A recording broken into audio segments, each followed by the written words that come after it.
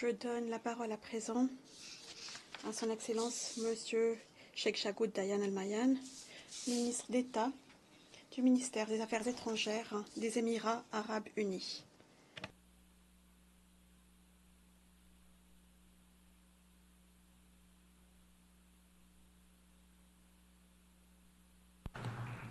Assalamu alaikum wa rahmatullahi wa barakatuh.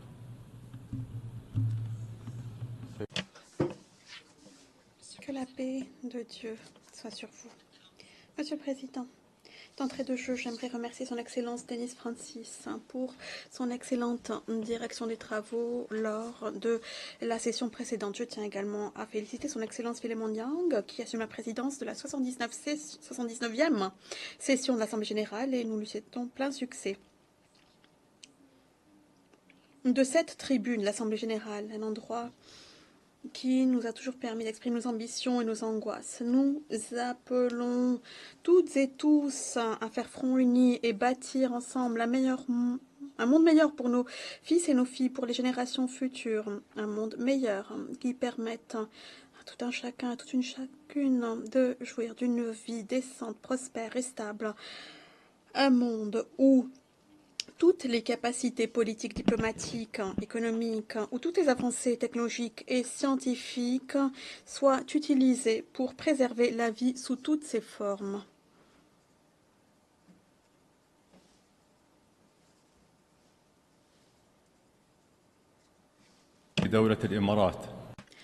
Aux Émirats arabes unis, nous avons opté pour cette vision. Nous avons puisé dans le potentiel du progrès dans chaque domaine, partant du développement, passant par l'économie et l'éducation, jusqu'à arriver à la technologie et l'industrie.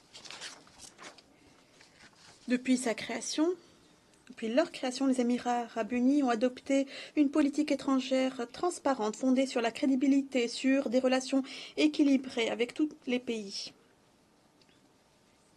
Ceci suppose des efforts à l'échelle régionale et internationale afin d'arriver à une plus grande stabilité, réduire l'escalade, encourager le dialogue, construire des ponts, résoudre des crises au lieu de se contenter de les gérer.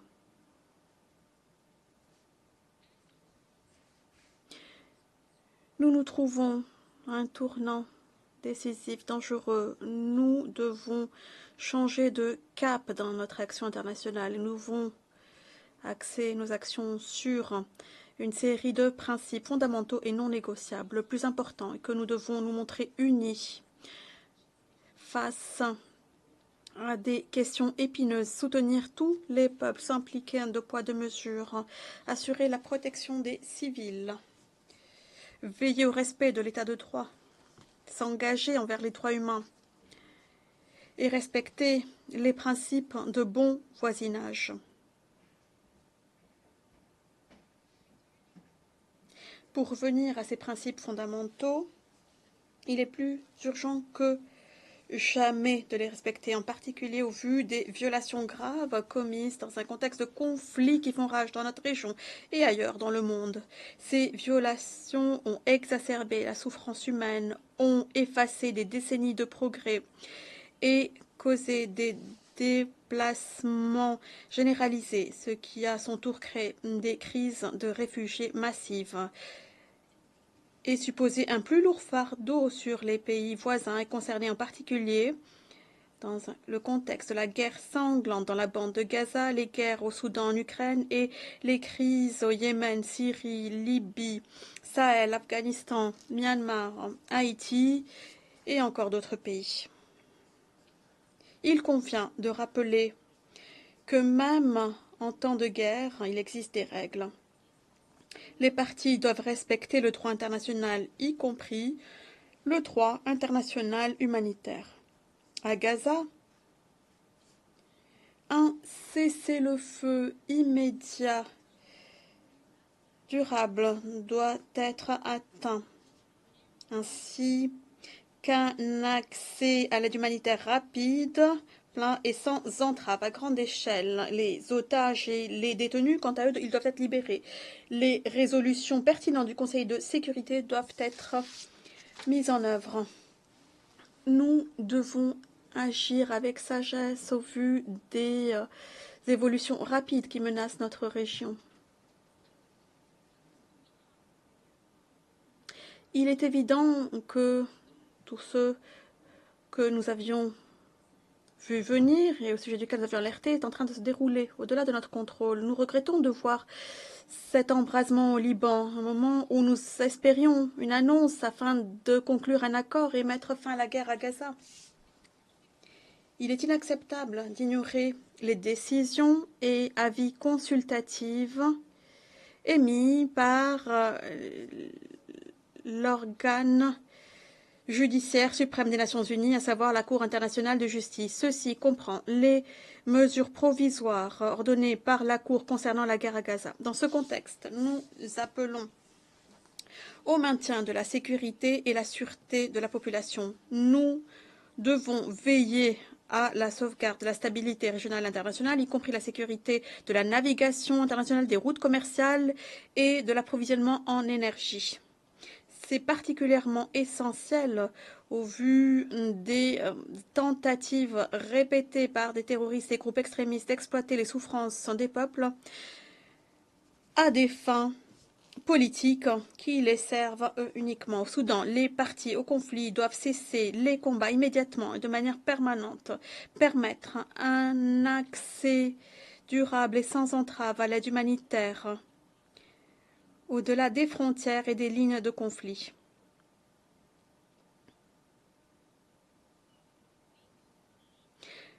Nous rejetons totalement la prise pour cible par les partis au conflit de civils et l'obstruction à l'aide humanitaire. Nous condamnons fermement l'attaque flagrante lancée par les forces armées soudanaises contre la résidence de l'ambassadeur des Émirats arabes unis à Khartoum le 29 septembre 2024, en violation flagrante du principe fondamental de l'inviolabilité des locaux diplomatiques et des conventions et normes internationales, en particulier de la Convention de Vienne sur les relations diplomatiques.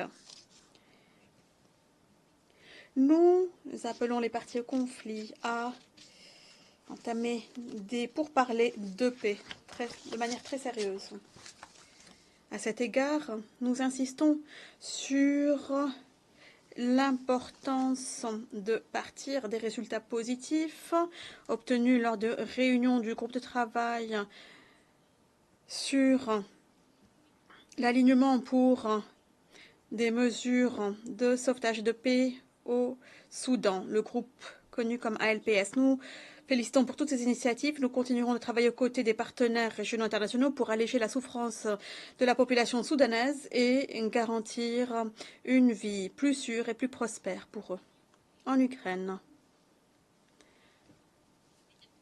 les retombées de la guerre en cours ont dépassé les mers et les continents. Par conséquent, il est impératif de trouver une solution pacifique pour mettre un terme à ce conflit qui a contribué à exacerber la polarisation à l'échelle mondiale, a créé une crise des réfugiés et des prisonniers et eu un impact considérable sur la sécurité alimentaire mondiale.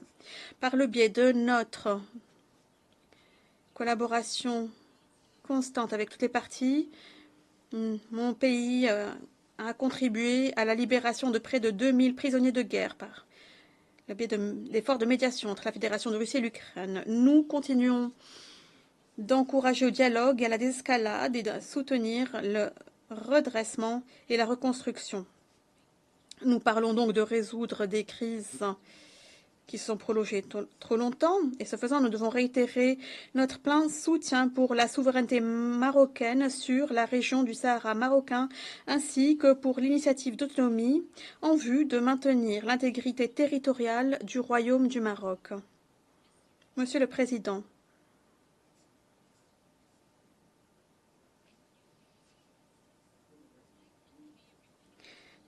dans un contexte de crise multiple, mon pays a refusé de permettre que la riposte internationale soit empêchée par la polarisation croissante ou qu'elle doit faire face à des obstacles imposés par les parties au conflit. À cet effet, nous avons cherché à dépasser ces difficultés, ces obstacles, et utiliser tous les moyens disponibles afin de permettre aux efforts humanitaires de se poursuivre. Il s'agit d'aider tous ceux qui en ont besoin partout sur la planète, conformément à notre engagement envers l'héritage du Cheikh Zayed bin Sultan Al Nahyan, le fondateur des Émirats arabes unis. Aujourd'hui, Son Altesse, le Cheikh Mohammed bin Zayed Al Nahyan, président des Émirats arabes unis, que Dieu le protège, a consacré 100 millions de dollars américains à une aide d'urgence au peuple frère du Liban pour les soutenir dans ce contexte de défis actuels. Lorsque la guerre s'est intensifiée au Soudan, plongeant des millions de personnes dans une catastrophe humanitaire pluridimensionnelle, les Émirats arabes unis ont consacré leurs efforts afin de soutenir le peuple soudanais. Récemment, nous avons contribué à hauteur de 100 millions de dollars américains pour venir en soutien à l'ONU dans ses efforts en vue de s'attaquer aux répercussions humanitaires de cette guerre au Soudan et dans les pays voisins. En outre, nous avons construit 2 hôpitaux de campagne au Tchad pour fournir des services médicaux à tous ceux dans le besoin, y compris les réfugiés soudanais. De la même manière, nous n'avons épargné aucun effort pour venir en soutien au peuple innocent assiégé à Gaza. À cet égard, nous avons envoyé une aide urgente par voie terrestre, aérienne et maritime. Et nous avons fait un traitement aux Palestiniens blessés et malades par le biais des hôpitaux de campagne que nous avons créés à Rafah et l'hôpital flottant à El Arish. Les Émirats arabes unis continuent d'aider à évacuer les blessés, les malades et leurs familles de Gaza. La plupart sont des enfants, des patients atteints de cancer, afin qu'ils reçoivent le traitement nécessaire dans des hôpitaux des Émirats. Nous avons également maintenu notre soutien à l'UNRWA, qui joue un rôle essentiel à Gaza. Nous nous félicitons du lancement récent de programmes de préparation afin de reprendre ces services éducationnels dans la bande. Nous applaudissons les travailleurs humanitaires pour tous leurs efforts. Ils nous donnent une lueur d'espoir dans cette guerre qui nous plonge dans l'ombre. Si nous voulons mettre un terme à ce cercle vicieux de cette décennie de la question palestinienne, alors nous devons prendre des mesures concrètes en direction de la création d'un État palestinien indépendant, avec Jérusalem-Est comme capitale et fondé sur la solution à 2 États. Nous devons également envisager la création d'une mission internationale temporaire dans la bande de Gaza, sur demande officielle du gouvernement palestinien, afin de s'attaquer à la crise humanitaire, afin de rétablir l'ordre et la sécurité et réunifier Gaza et la Cisjordanie sous une autorité palestinienne réformée. Ceci permettrait à l'autorité palestinienne, une fois réformée, d'avancer en direction d'une solution politique globale et juste à cette question palestinienne. Mon pays est d'avis que l'État de Palestine, qui, il y a quelques semaines seulement, a pris siège dans cette salle, à l'instar de toute autre nation, remplit toutes les conditions pour devenir membre à part entière de cette organisation. Il mérite d'être reconnu par tous les États comme un membre à part entière sous occupation. Monsieur le Président, en parallèle, tous ces efforts, mon pays réitère sa demande à l'Iran afin qu'elle mette fin à l'occupation de 3 îles des Émirats arabes unis. Toumba supérieure, Toumba inférieure et Abu Moussa, 3 îles qui font partie intégrante des Émirats. Nous continuerons d'enjoindre l'Iran à répondre à nos appels répétés afin de résoudre cette question, soit par le biais de négociations directes ou en saisissant la Cour internationale de justice. Pour toutes les autres questions, les Émirats sont d'avis que la meilleure manière de résoudre les crises passe par la diplomatie. Nous ne pouvons continuer de mettre de l'huile dans le feu. Nos approches traditionnelles, lorsqu'elles cessent d'être efficaces, doivent nous pousser à adopter d'autres approches nouvelles pour pouvoir avancer. Monsieur le Président, édifier un avenir sûr et prospère exige de renouveler les mécanismes de l'action multilatérale pour mieux s'attaquer aux défis graves auxquels nous sommes confrontés. Par conséquent, nous devons assumer des rôles importants au moment de trouver des solutions aux conflits et aux crises.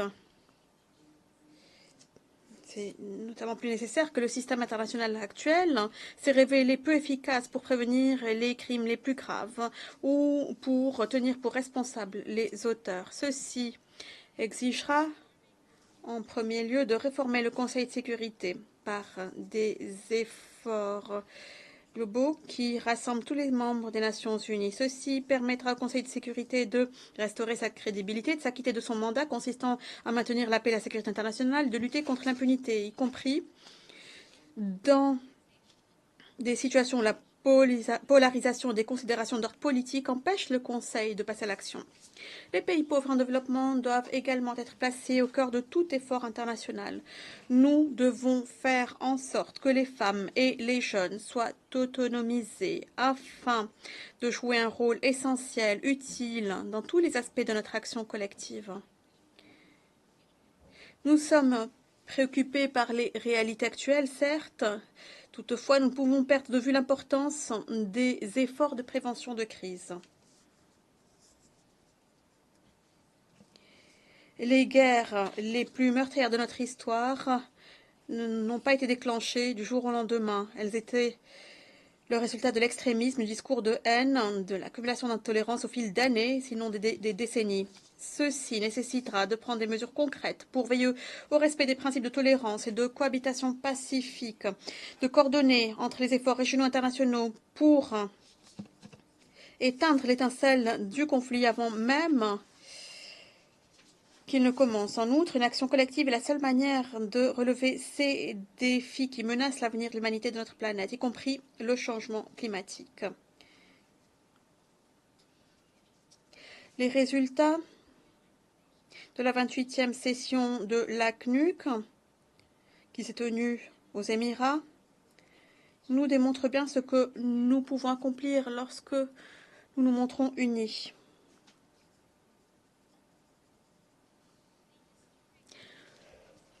Le consensus historique des Émirats arabes unis, adopté par 198 pays, incarne un consensus mondial au sujet de mesures en cours pour prévenir le réchauffement de la planète au-dessus d'1,5 degré Celsius.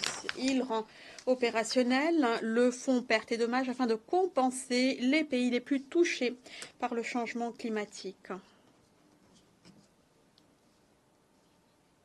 Nous continuerons de coopérer avec tout un chacun, toute une chacune pour appuyer l'action climatique, des solutions propres et renouvelables pour l'énergie, y compris par le biais de la troïka des présidences de la conférence des parties, initiative prise aux côtés de l'Azerbaïdjan et du Brésil, afin d'apporter une réponse concrète qui contribue à la réalisation des objectifs internationaux des accords climatiques. Nous redoublerons d'efforts pour nous attaquer aux questions de rareté, pénurie d'eau et approvisionnement en eau propre de manière durable pour tous, y compris par le biais de la conférence de l'ONU sur l'eau que nous avons l'intention d'accueillir en 2026 aux Émirats en partenariat avec le Sénégal. D'autres initiatives dans ce domaine que je pourrais mentionner sont par exemple l'initiative pour l'eau Mohamed Ben Zayed lancée cette année. C'est partant de cet esprit d'avant-garde que nous cherchons à explorer, à puiser dans le potentiel et les opportunités que nous offrent les technologies de pointe. Cela nous permettra de transformer les technologies émergentes telles que l'intelligence artificielle et de trouver des solutions novatrices pour toutes nos entreprises, notre vie et nos services gouvernementaux. Nous croyons qu'une attention internationale et que des investissements devraient être axés vers ces technologies afin d'accélérer le développement durable et arriver à un changement porteur de transformation qui nous permettra de relever les défis que nous affrontons dans plusieurs domaines. Ceci permettra de combler les lacunes en matière de développement et d'apporter un soutien et du progrès pour toutes et tous. Monsieur le Président, saisissons cette occasion pour réformer notre action collective à l'international. Notre seul refuge en ces temps difficiles. Travaillons de concert, main dans la main, pour édifier un avenir prometteur pour les générations futures, qu'elles en soient fières. Merci beaucoup, Monsieur le Président.